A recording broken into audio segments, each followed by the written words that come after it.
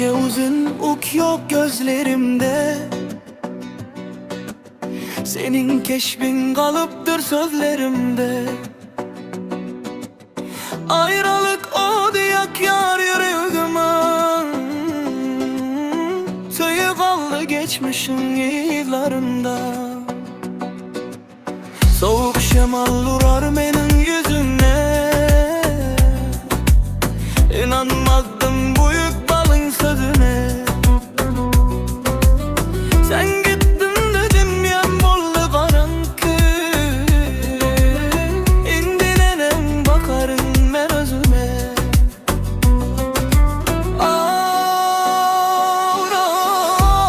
nerede kaldı şol şirin sözler, beni mehir bilen gözler, şol gözler.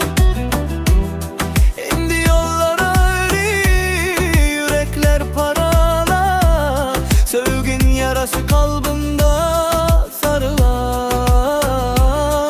Seni unutmakın dertlerime derman yok, senden öge bu dünyada arman yok.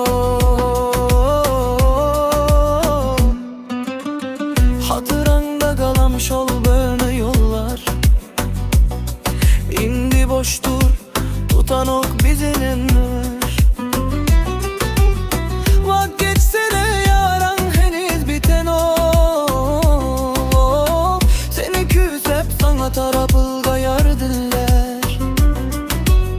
Belki baklı yüzünler bir aburzum geldi, ben bolsa kaldım şol köle yolda. Senin bilen geçen her bir pırtın, kaldın dedin geçmişin fıryatta.